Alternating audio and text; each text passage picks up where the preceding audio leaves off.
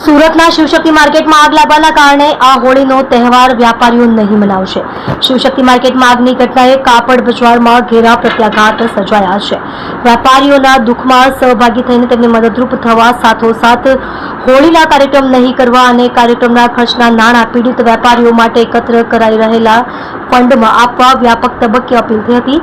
જોકે સંવેદના મરીજ પરવારી હોય એ રીતે કેટલાક સ્થળોએ અમુક સંસ્થા દ્વારા હોળીની ઉજવણીના કાર્યક્રમોનું આયોજન કરાતા નારાજગી ફેલાઈ છે। રવિવારે ફાગોત્સવની ઉજવણીના નામે ફક્ત અશ્લીલતા દર્શાવતો એક વધુ વિડીયો વાયરલ થતા કાપડ બજારના વેપારીઓ ભારે વ્યથિત થયા છે। સોશિયલ મીડિયામાં પણ આવી હરકતો સામે આવતા ભારે રોષ ઠાલવતી કમેન્ટ્સ જોવા મળી રહી છે। વિડીયો પૈકી સૌથી વધુ ચર્ચાના કેન્દ્રમાં રહેલા એકમાં ફાગ ગીત પર ડાન્સ કરતી મહિલા બીભત્સ ઇશારા કરતી દેખાય છે।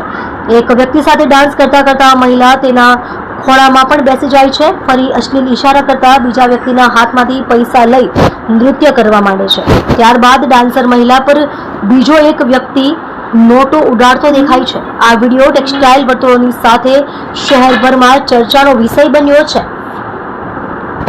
આ જ રીતે રવિવારે સુરતમાં એક સંસ્થાનો ફાગોત્સવનો વિડીયો પણ ભારે વાયરલ થયો હતો, જેમાં એક વયસ્ક વ્યક્તિ મહિલા સાથે ડાન્સ કરતા દેખાઈ રહ્યા હતા, જ્યારે પાછળના ભાગે બીજી કેટલીક મહિલાઓ શૃંગાર કરતા દેખાઈ હતી। આજે રવિવારના દિવસે પણ વાયરલ વિડીયોને લઈ કાપડ વેપારીઓ એકબીજાને કોલ કરવા માંડ્યા હતા। આ વિડીયો જોયા બાદ મોટાભાગના વેપારી શરમ સાથે વ્યથિત થયા છે। સુરતના કાપડ બજારમાં આટલી મોટી દુર્ઘટના બની છે, ત્યારે આ રીતે ફાગોત્સવની ઉજવણી થાય એ માનવતા નથી એવી ચર્ચા સાથે વિવિધ સોશિયલ મીડિયા પ્લેટફોર્મ પર આયોજકો સામે ફિટકારનો વરસાદ થઈ રહ્યો છે।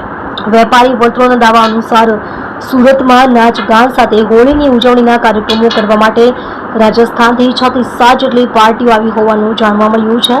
આ વાયરલ વિડીયો બાબતે પોલીસે જણાવ્યું હતું કે વાયરલ વિડીયોને લઈ તપાસ શરૂ કરવામાં આવી છે।